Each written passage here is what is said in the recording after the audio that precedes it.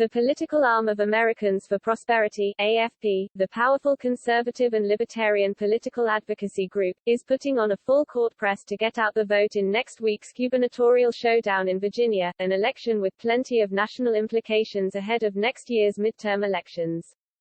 And the head of AFP, who is leading the group's charge in the Commonwealth, says that the shocking and eye-opening moves by President Biden and the Democrats who control Congress have been fueling the rise in support for GOP gubernatorial nominee Glenn Youngkin, as he faces off Tuesday against former Democratic Governor Terry McAuliffe. While the Youngkin and McAuliffe campaigns as well as super PACs and other outside groups have shelled out big bucks to flood the airwaves in the final stretch ahead of Election Day, Americans for Prosperity Action is knocking on doors across the state to make sure conservative voters will cast ballots and to try and persuade swing voters. Longtime AFP President Tim Phillips told Fox News on Friday in an exclusive interview that they've got well over 100 people deployed here from our best field staff across the country, and they're joining our permanent staff in Virginia and a large number of volunteers.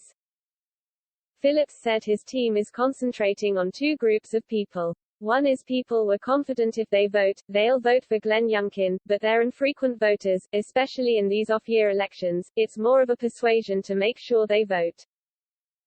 He said the second group, located mostly in the suburbs, are swing voters who haven't voted yet, in early balloting, but are going to vote. Their vote history is across the board. For them, with them it's about doing the last-minute persuasion that Glenn Youngkin is a guy they can feel comfortable with and trust and be proud to vote for. Virginia and New Jersey are the only two states to hold gubernatorial contests in the year after a presidential election, ensuring they get outsized attention from coast to coast. And there's a long-running trend of voters in the Commonwealth defeating the gubernatorial nominee of the party that controls the White House. McAuliffe broke with that tradition in 2013 with his election as governor in the year after President Barack Obama was re-elected. McAuliffe was unable to run for re-election in 2017 because Virginia governors are barred from serving two straight terms. While New Jersey is a predominantly blue state, Virginia remains very competitive and is seen as a key bellwether ahead of the 2022 midterm elections. The close contest for governor has national Democrats on edge as they defend their razor-thin majorities in the House of Representatives and Senate in next year's contests. If Youngkin defeats McAuliffe, there will be a surge in Democratic anxiety regarding their fate in the midterms. A Fox News poll in Virginia conducted this week indicates Youngkin holding an 8-point lead over McAuliffe. The other 5 most recent polls indicate the race is deadlocked or virtually tied between the two candidates. Phillips and his AFP team spent a couple of weeks in Georgia at the end of last year and at the beginning of January, in a similar get-out-the-vote effort in the Peach State's twin Senate runoffs. The Democrats narrowly swept both of those elections, giving them the majority in the Senate. Asked the difference between then and now, when virtually every poll indicates a GOP edge in enthusiasm in Virginia, Phillips pointed to two differences.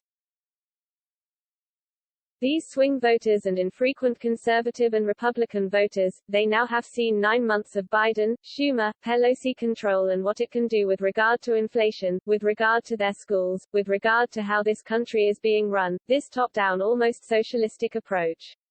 I think it's been shocking and eye-opening to them. That's the biggest difference, Phillips argued, and he added that the second difference is Glenn Youngkin is someone with a great vision. He's not a politician. He's a business person. He's not a caricature of some Republican candidate that they don't like.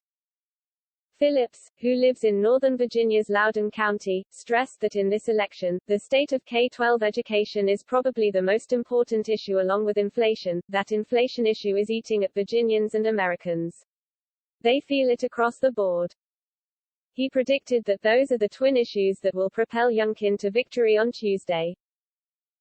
Polls indicate that former President Donald Trump, who lost the Commonwealth by 10 points to Biden in last November's presidential election, remains unpopular in the state with a majority of voters. And McAuliffe has made linking Youngkin to Trump a key part of his campaign strategy. But Phillips argued that I don't think the former president has played much of a role in the race. He charged that McAuliffe's strategy "I think it just sounds tone-deaf to a lot of Virginians I'm talking to. They're talking about inflation, they're looking at a meltdown in their public schools, and here's a guy talking about the last president of the United States, who isn't in office anymore. It just sounds tone-deaf to people in where they are in their everyday lives."